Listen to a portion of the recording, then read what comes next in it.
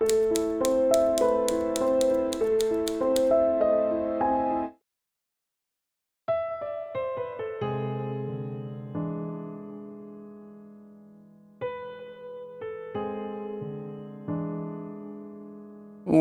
to HorrorBabble. Once again, I'm pleased to return with a new story by the British writer Tamlan Dipper, The Wrong Men. In a remote mountain village during the Spanish Civil War, a fugitive's uneasy refuge is shattered when armed strangers arrive. A link to the Tamlan Dipper playlist can be found in the description below. I hope you enjoy this one.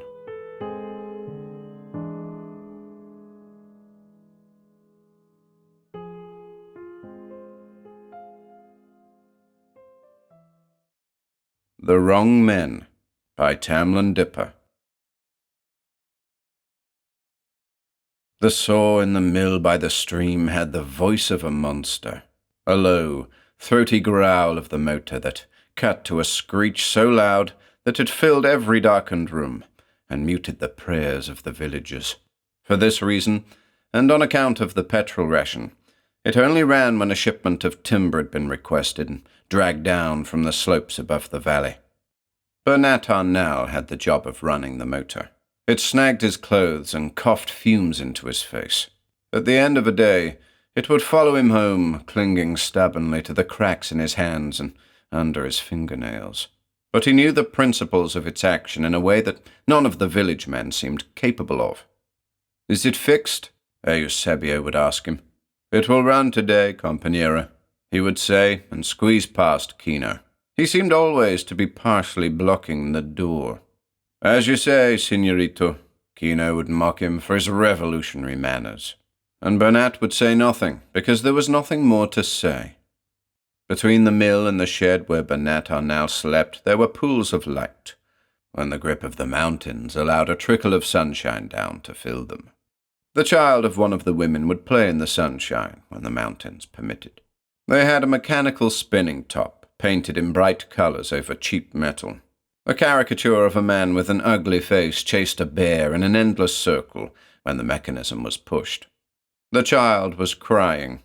Bernat carefully bent and ran the cool water of the stream over his oily hands. Then he wiped them carefully on an old paper from his pocket. It was an easy choice to sacrifice it, to avoid getting oil on the toy. The child was red and gritty where they had rubbed at their eyes in grief for their lifeless possession. The young man bent again and collected the top. He shook it gently and heard the telltale rattle. The child had been trying to make it spin in the dust, and dirt had entered the mechanism. The young man raised the toy and inverted it.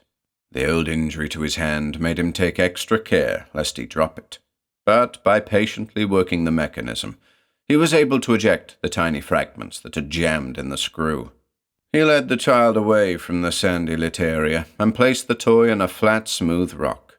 This was where the women would scrub the clothes in the water from the stream. Then, with his uninjured left hand, he showed how the top was spinning again. For today. The child's mother was watching. Her heart had seized up the day Bernat had arrived in the valley, jammed with grief and loss. A loss both Bernat and the woman shared. Bernat had tried, but nothing he could do for her would get the mechanism of her tongue moving again. He came to suspect that he himself was the grit locking her in place. But as the war beyond the valley moved, it became harder and harder for him to return. So it was, man and woman trapped in place by each other, that neither saw the men coming in through the darkness of the trees. The crimson of their berets and their sacred hearts were as fierce as tongues. Anselmo, the only other young man in the village, ran joyfully out to greet them. The newcomers twitched the iron noses of their rifles, but the one with the sheepskin jacket told them that the lad was just a lamb, and meant no harm. The one with the high boots had his eye fixed on Bernat. Bernat did not move, but told the child to go inside to their mother. This one time, the child obeyed. "My good man," said the one with the high boots, "can you take us to see the head man of the village?" The other two were barely visible. They had stopped in the deep shadow of the old stone wall by the road, They rolled their gaze around ceaselessly. They were chewing and contemplating their setting as methodically as a cow chews cud.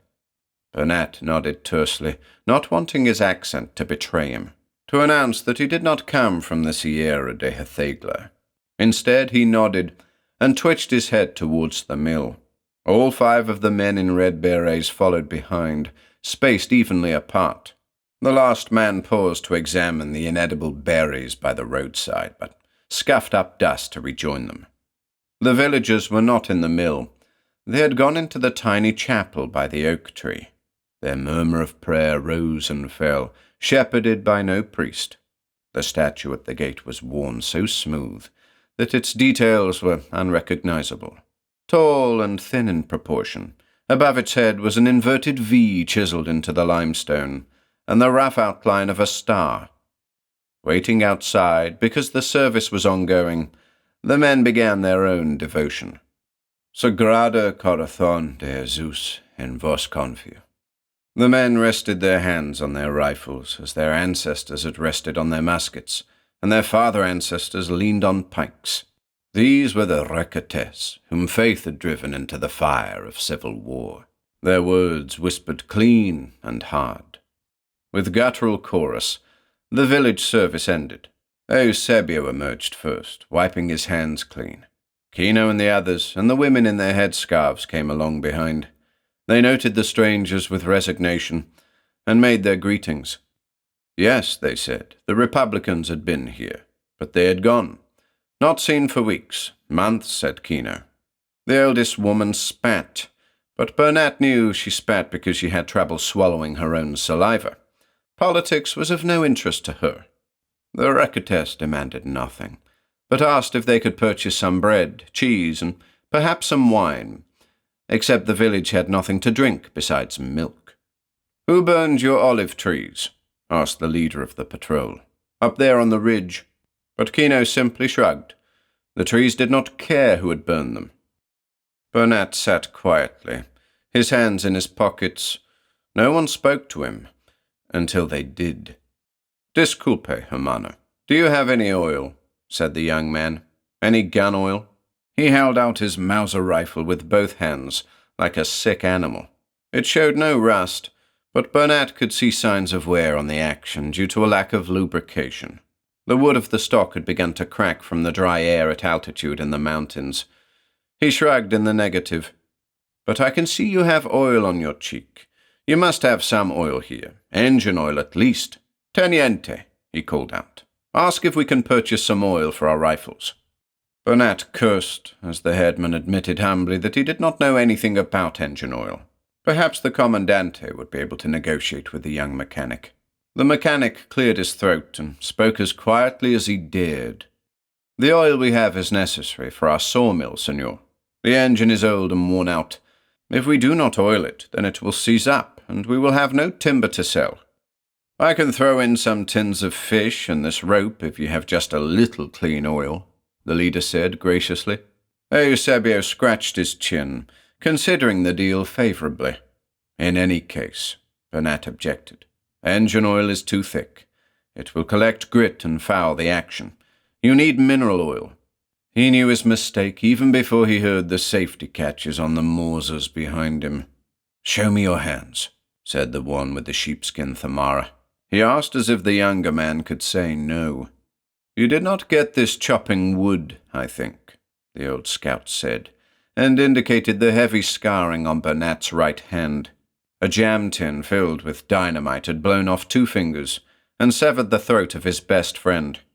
The villagers began to drift away back to their homes in the fading light.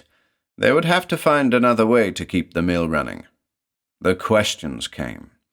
Some he answered, some he did not need to answer. Some answers no longer mattered. They did not hit him or threaten him. They already knew most of what they asked. Because he gave them most of what they wanted, the leader told Burnett that in the morning he would lead them up into the mountains proper. He would show them how to signal others in the mountains and bring them into an ambush. He gestured up past the chapel, towards the thin trail that led to the higher peaks of the Hathegla. If they could bring down some more prisoners, Then perhaps he would demonstrate his repentance for his sins against his God and his king. Then perhaps he might return to the village. He could not, after all, hold a rifle any more. However, if they failed to find the other anarchists, then clearly his heart was still stained with the filth of communism, and he would be shot. His soul would die unshriven, with no hope in the resurrection. Burnett had no means to resist, so he accepted when they bound his hands. They shared his little shed, because nights in the valley were cold, even in summer. One of them offered him a cigarette. They ate some bread and chickpeas with salt. Burnett lay awake most of the night, smelling the smoke and the exertions of their tired bodies.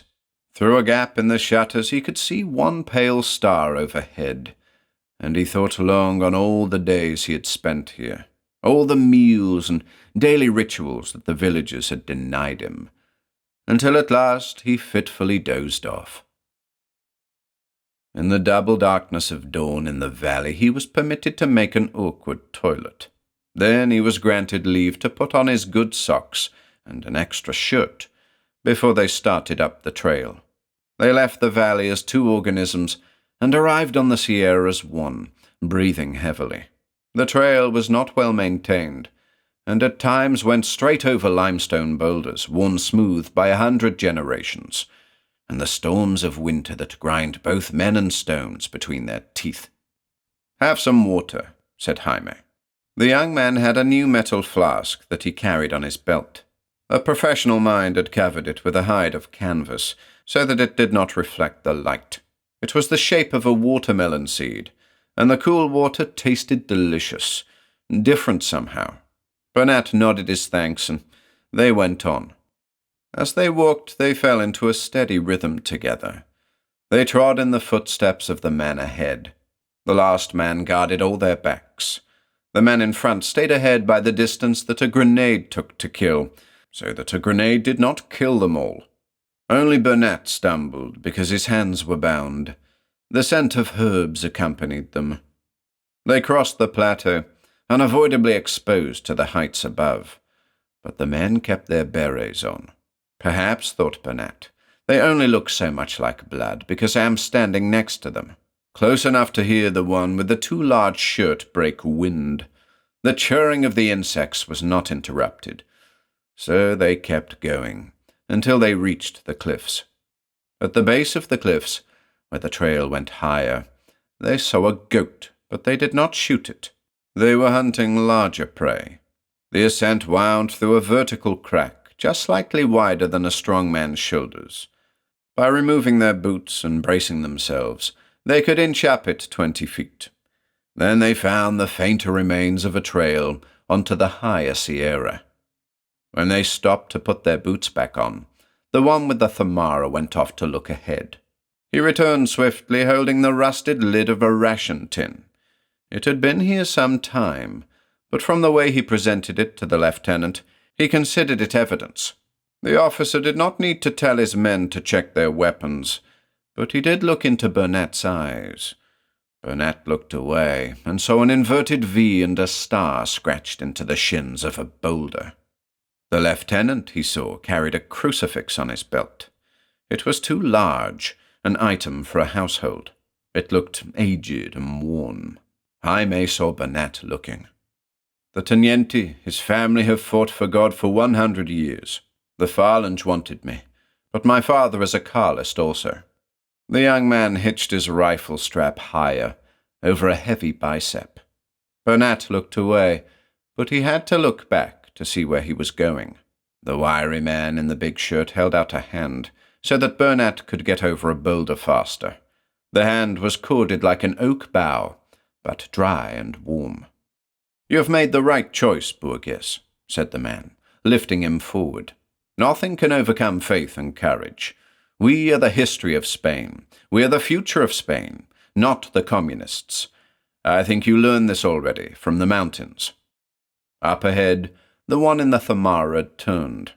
He closed his fist in a gesture meaning quiet, so they climbed on in silence until they rested.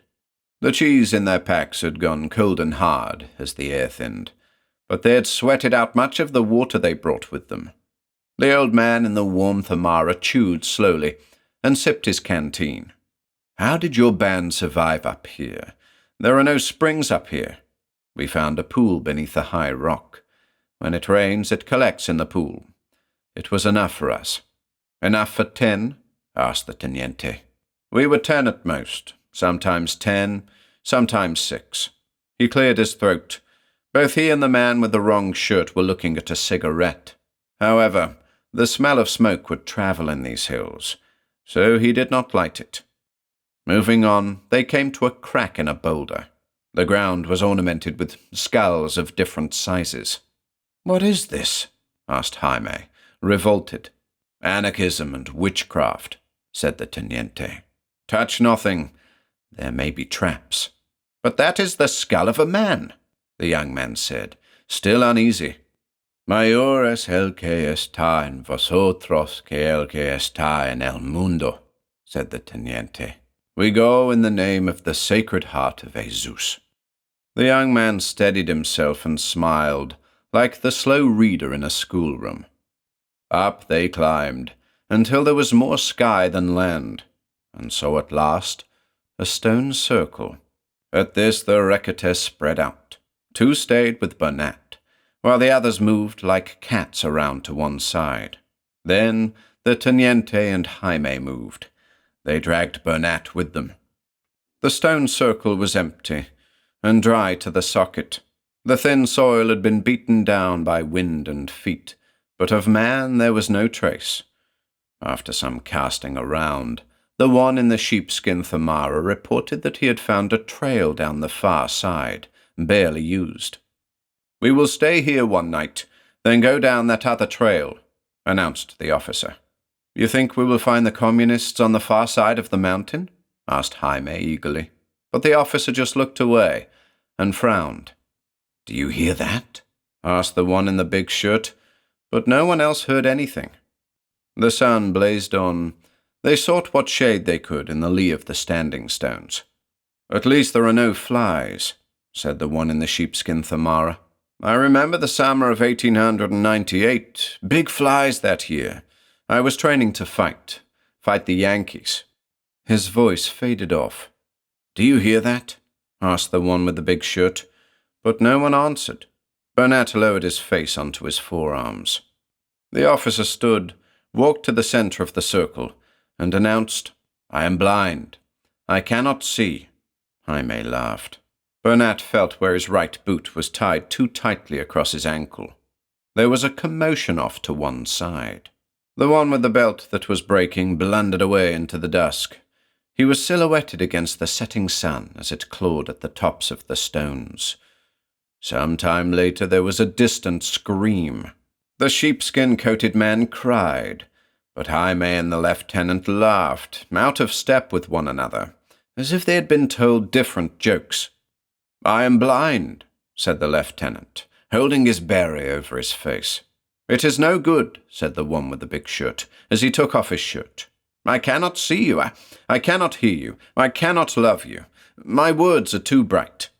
Above them, as the sun allowed the stars to appear, the wind revolved in the sky and sang. Bernat lay flat on his back, his legs shaking. He repeated the endless prayer of the villagers below, the one that they whispered when the sun rose, and the one that they croaked when the sun sank, the one they drew around themselves when they even saw a reflection of a star in the stream.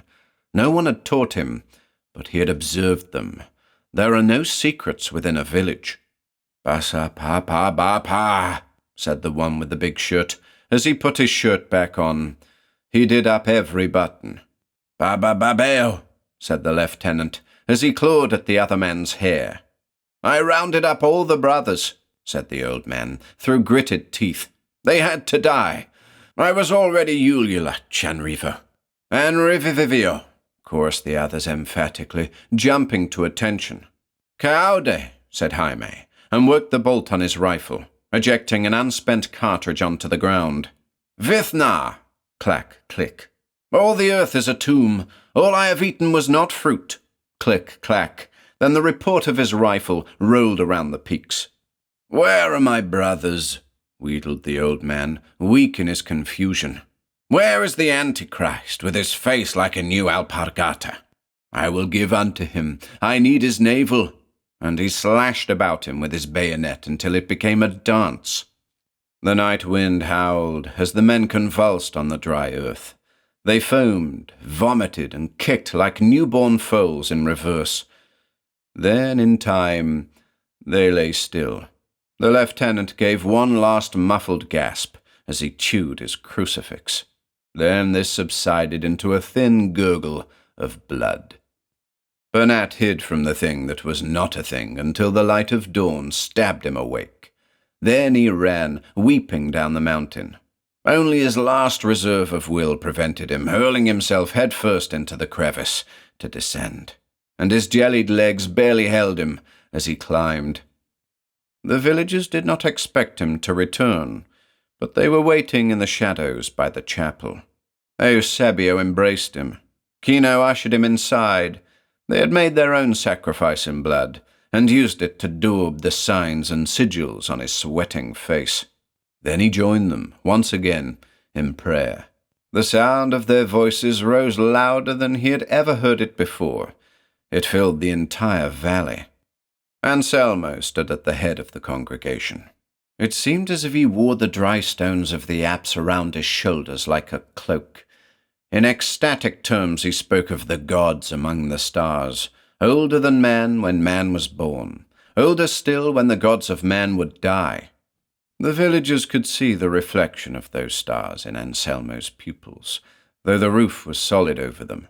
They shone also in the eyes of Bernat Arnal. The old woman who could not swallow, drowning in death, reached out a hand with unspeakable desire, but she was too afraid to touch the prophet. In her house, at the mouth of the valley, the woman sat. She sat alone. She heard the chanting and turned her face away in grief.